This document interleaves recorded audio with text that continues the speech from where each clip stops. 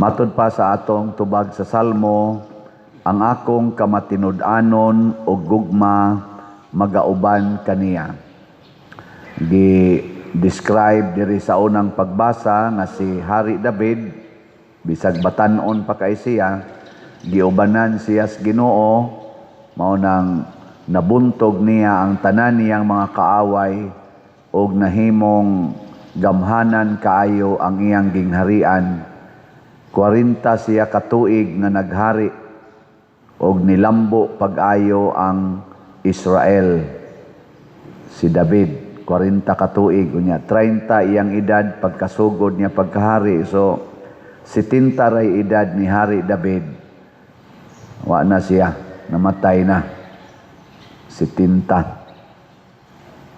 Sayo din ni namatay si David, no? Pero dako kay siya agi. Lingi ay mong tupad ingna nana kay agi. Ingna ang imong tupad ba ingna dako na sad kag agi. Oy, kasagaran nato wa gay agi. Nya ngano man nga usahay wa man tay agi. Kay wa man sad ta kuyugis Ginoo. Ngano wa man sad ta kuyugis Ginoo? Kay duna tay sala batok sa Espiritu Santo. Matud pa diri sa atong ebanghelyo, ang sala batok sa Espiritu Santo di gyud mapapas. Ug unsa may sala batok sa Espiritu Santo, kanang dili na ta motuo nga si Hesus mao ang manunubos. Kay lalang baya siya sa Espiritu Santo.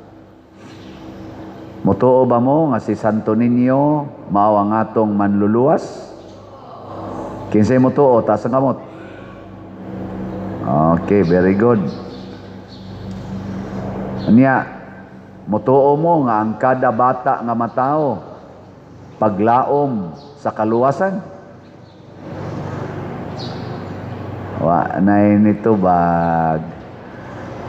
Anya, okay ra ninyo manganak og 15 ngadtos 20 ka buok.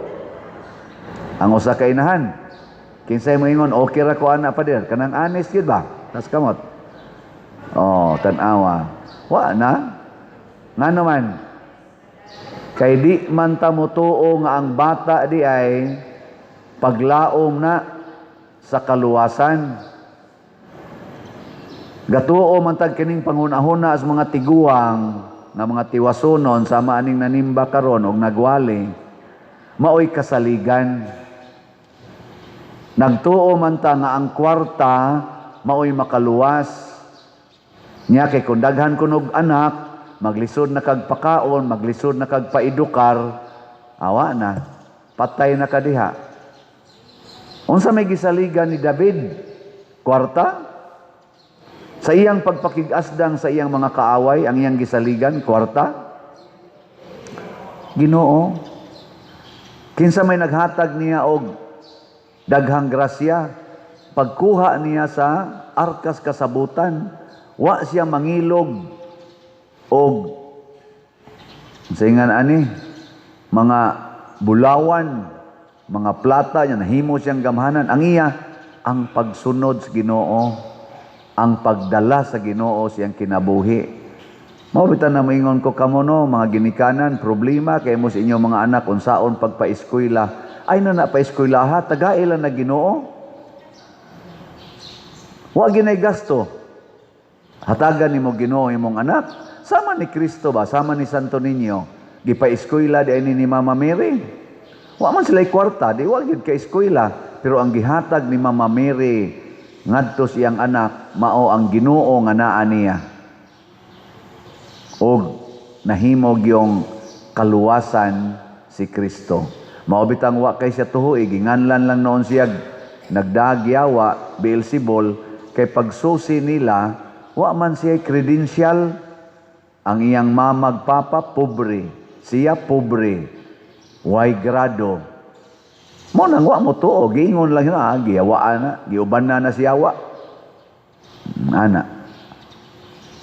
Kinsa maron sa atong mga leaders og sige nagpadungog-dungog nga posibleng mudagan karong 2028 nga giuban na Ginoo. Naa.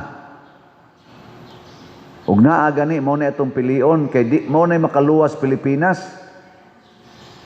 Pero kana gani mga dato kayo, mga sikat, mga tag-as kunuhay kay grado, dagko kay pundo diha sa ilang bank accounts, daghan kay mansions, mga inilang dato. Karon atong experience karon. Kana mga datua mo'y kusog ay mangawat, di ra ba na makontinto og 1,000 lay kawaton? Trillion yun. Arang-arang paning na ang nagpuyo squatter area kay mulabni ra nag-cellphone tag 700 pesos. Ibaligi arsa na lag 150, gamay punanan para usa ka tira suyop. Daga na di na hapit pakita, pero kanini ang mga dato nga mga giyawaan, wa kuyogi Ginoo, pastilan, maglingkod, sigig yung kawat, siging kawat, way dagan-dagan, inig-eleksyon, dagan na saan. Lingian na sa imong tupad, na dako na kag napalit nga slot. Ingna ko no. Kay wa gani na gipalit nga slot, pasabot ana, wa na kuyogi Ginoo oy. Kaya ang Ginoo gay mo mukuyog nato, ang ato yung hunahuna, palit ra yung slot. Kung niya ka dinhi, apil ka, labi na kamo mga online parishioners, o gikuyugan mo Ginoo, ang inyo ra yung makita, ang slot ra gyud. Ngano man, kay ang kalambuan sa katilingban maogyoy number 1 na concern sa Ginoo, ang kaluwasan sa katilingban, dili sa individual persons. Mao bitaw si Kristo ningon siya, mas maayo pag usaray mamatay aron maluwas ang tanan. O di ba? Katilingban gi iya. Gi lingian sa imong tupad na mas maayo pag ako'y mamatay basta luwas lang ka. Sige ingna. Ingna ba? Wa gyud mulingi ay. Nang wingon mo nita, alkansi ko. Ngigagod, kusog kay ta ana. Ayaw ha, kay ngano man ang katilingban maunay nagprotektar sa individuals. Kung ang katilingban gani nga Pilipinhon maayong pagkaatiman, unsa may mahitabo natong individual Filipino, maayo sa datong kahimtang. Pero kung ang katilingban Pilipinhon, ang nasod nga Pilipinhon, giharian sa drugas, giharian sa korupsyon, giharian sa mga bakakon o mga kawatan, unsa may mahitabo sa individual Filipinos? Mga daot sadta. Na ini text nako, pader, diri sa among nasod nga gitrabahuan, di lang ko mo mention. Uwaw na kay mi pader.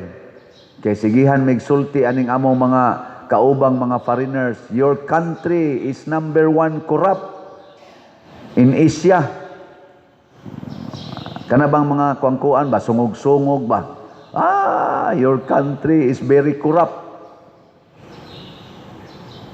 Useless to work here and send money to your corrupt country. Sa padirong sao naman ni oy, nako maghuwat lang tag mga matay tang tanan. Ay lang yun pagpatakod anang korupsyon.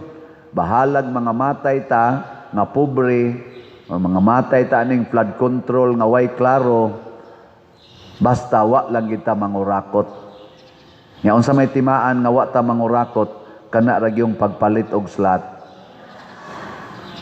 Muhunong nagay kag palit og slot, pasabot corrupt na ka, na-corrupted na ka, nagsalig na ka sa kwarta, dili na ang Ginoo mo imong gitan-awng kaluwasan. So tagaan ta mog update karon ha sa atong kuan. Gamay patawon kayo atong halin.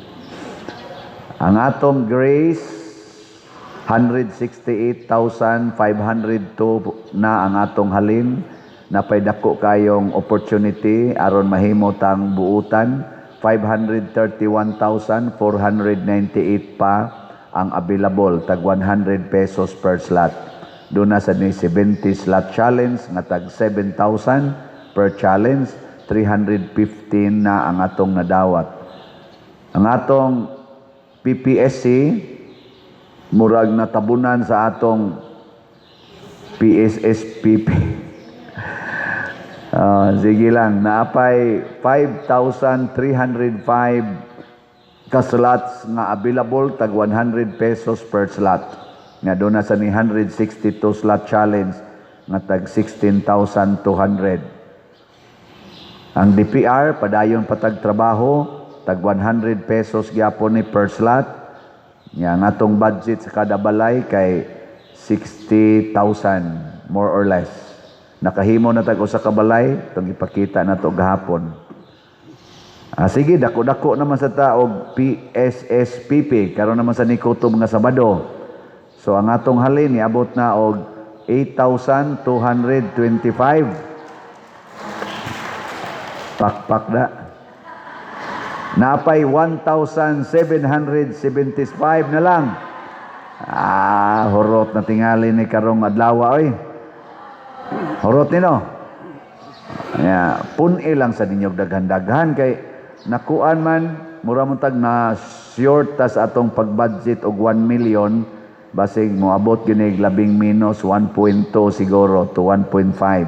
So sa maabot lang. Salamat kayo ha sa atong pagbinuotan og pagtabang.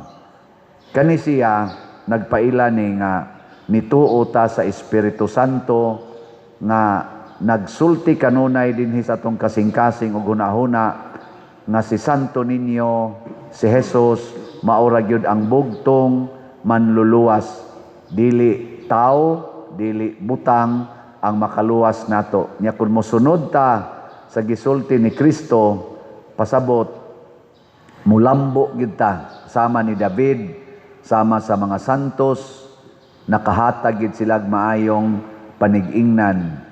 Kani si Timoteo o si Tito, Timothy and Titus, pila sad ni sila sa mga nagunang mga nagsunod ni Jesus nga nakabilin sad og nindot nga panig-ingnan, mao nang padayon yung nilambo ang simbahan hangtod niabot dinhi sa Cebu, dinhi sa Compostela.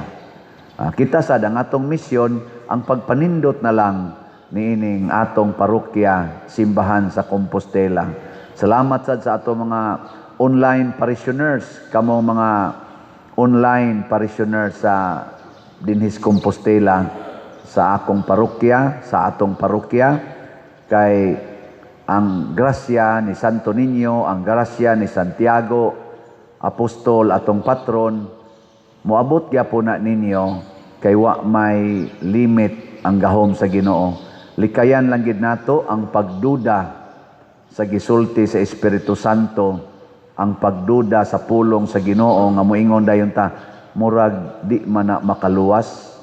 Labi na nang moingon ang Ginoo, biyai ang tanan og sunod nako. Saman wa mo magduda na nga makaluwas nagdili. Kinsa may moingon, pader tinuod gyud na taas ang kamot. Ubay-ubay gyud ang nakasala sa Espiritu Santo ani. Labi na nang moingon si Kristo, ihatag ang tanan mong kwarta ngadto sa mga kabos. Kinsa may moingon ninyo, pader kana tinuod gyud na kayo nya makaluwas gyud na taas ang kamot. Tulo na lang gyud kabuk ang ni isa. Labi na gyud moingon si Kristo, ang tanan ron yung kwarta sama sa byuda ihog sa kolekta. Kinsay mo ingon karon na tinuod na pader ay pamakak usa na lang yung kabuk ni isa sus dako pa din natong trabaho onon aning kinabuhi ay sus sige na lang.